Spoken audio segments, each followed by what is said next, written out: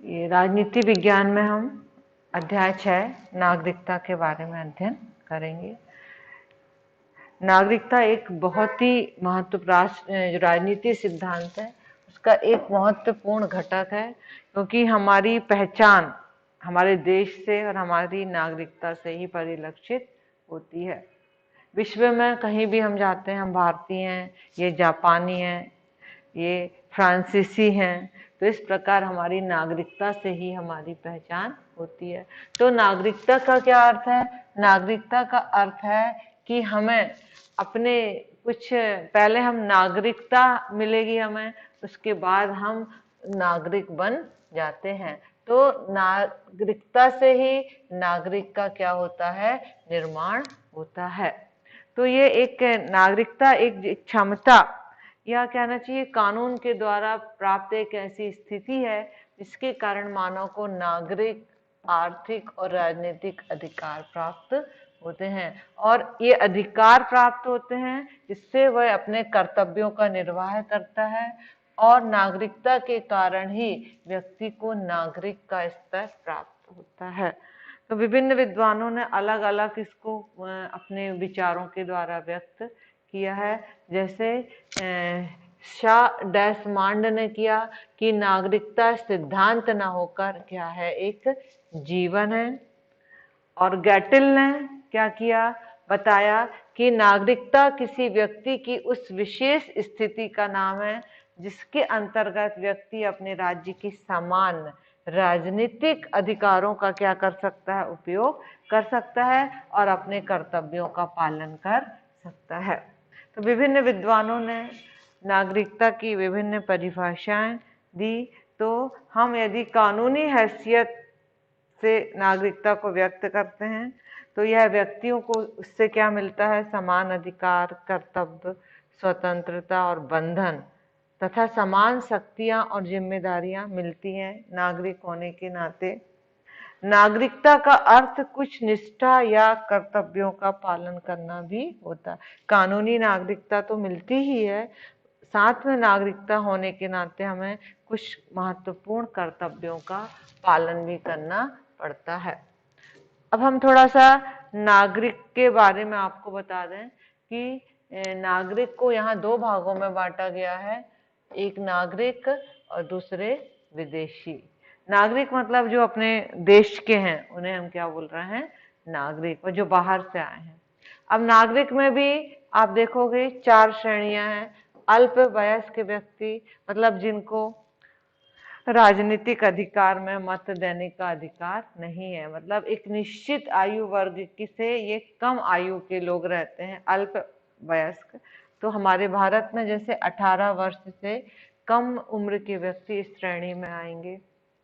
फिर है मताधिकार विहीन व्यक्ति, कुछ 18 साल से ज्यादा भी हैं लेकिन उन्हें कुछ अयोग्यता है, शारीरिक मानसिक अयोग्यता है, या वो पागल हैं, दिवालिया हैं, उन पर बहुत सारे घोटाले हैं और देशद्रोही हैं। तो ये व्यक्ति भी मताधिकार मतलब नागरिक, इनको नागरिक का दर्जा सही तरीके से नहीं देंगे और इनको मत देने का भी अधिकार नहीं है।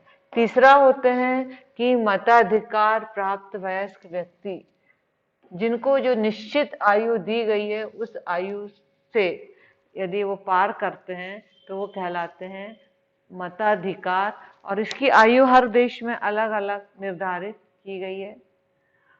और ये राज्य के प्रति भक्ति एवं निष्ठा भाव रखते हैं, इन्हें मताधिकार प्राप्त वयस्क नागरिक कहते हैं। एक होती है देशीकृत नागरिकता, या उनको नागरिक कहेंगे जो नागरिकता ग्रहण कर लेंगे। यदि कोई विदेशी बहुत दिनों से हमारे भारत देश में रह रहा है या किसी देश में रहता है और वहाँ देश की जो भी शर्तें और नियम है उनको वो पूरा कर लेता है, तो उन्हें राजनीतिक और सामाजिक अधिकार मिल जाते हैं। अपन बोलते हैं ना किसी ने अमेरिका की नागरिकता ग्रहण कर ली, मतलब भारत के थे तो उन्होंने जो नियम थे अमेरिका के वो सारे उन्होंने उसका पालन कर लिया, तो उन्हें हम क्या बोलेंगे? देशीकृत नागरिक। ये नागरिक के 4 भागों के बारे में आपने पढ़ लिया। अब हम पढ़ेंगे विदेशी क्या है। जो व्यक्ति अस्थायी रूप से कुछ समय के लिए किसी देश में आया है तो उस देश में उसे राजनीतिक अधिकार नहीं मिलेंगे, वो मत नहीं दे सकता, वोट नहीं डाल सकता है। और वो व्यक्ति जिस देश का है तो स्वाभाविक है उसको अपनी देश प्रेम की भावना अलग रहेगी, तो उसमें उसको सामाजिक अधिकार तो मिल जाएंगे क्योंकि बहुत दिनों से हमारे समाज के बीच में रह रहा है, तो और उसको अपनी संपत्ति की रक्षा के भी अधिकार मिल जाएंगे, लेकिन उससे कुछ सामाजिक और राजनीतिक अधिकार नहीं मिलेंगे। यदि उन्हें अपने देश की नागरिकता ग्रहण करनी है तो वो नियमों का पालन करना होगा, और यदि वो उनको अपने जो जिस देश से वो आए हैं उनका कानून का पालन करना पड़ता है। किसके लिए? नागरिकता प्राप्त करने के लिए। तो अब हम देखते हैं कि उद्देश्य के आधार पर जो विदेशी हैं वो देश का अपना कानून का पालन करेंगे। अब होते हैं एक स्थायी विदेशी और एक होते हैं अस्थायी विदेशी और एक होते हैं कूटनीतिक एम्बेसडर, जो कि इन्हें हम राजदूत भी कहते हैं।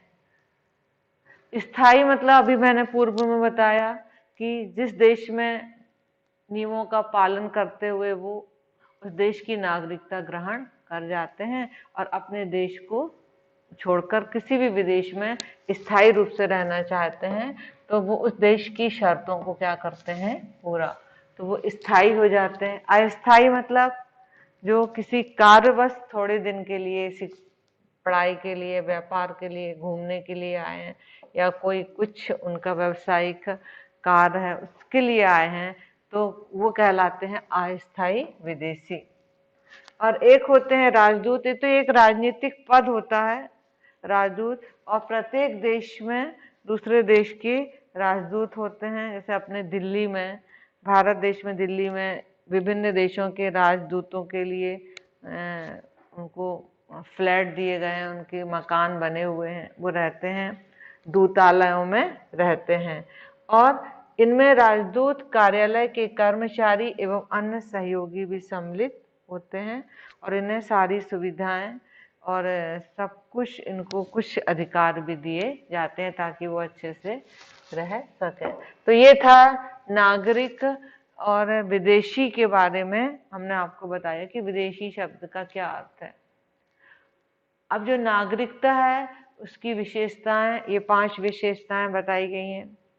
राज्य की सदस्यता, मतलब उसको उस राज्य का एक उसका आईडी होती है, वो राज्य की सदस्यता उसको प्राप्त होती है। किस शहर में निवास करता है, किस गांव में है, सारा उसका जो आईडी है उसमें लिखा हुआ रहता है। और फिर है सर्वव्यापकता। सर्वव्यापकता मतलब उसको वहां के जितने भी अधिकार हैं, तो वो किस ग्राम का है, कहाँ रहता है, तो ये सारे उसको बारे में उसको बताया जाता है। राज्य के प्रति निष्ठा, प्रत्येक नागरिकता में अपने देश के प्रति, अपने राज्य के प्रति क्या होना चाहिए? देशभक्ति की भावना होना चाहिए।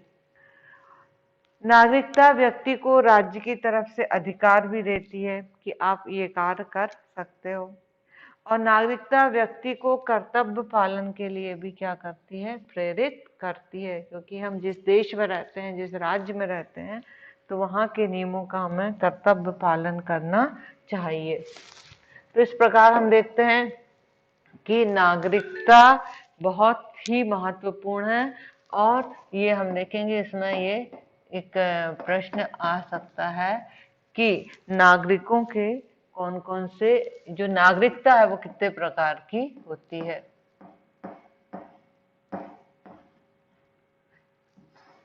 नागरिकता नहीं, नागरिक कितने प्रकार के हो सकते हैं।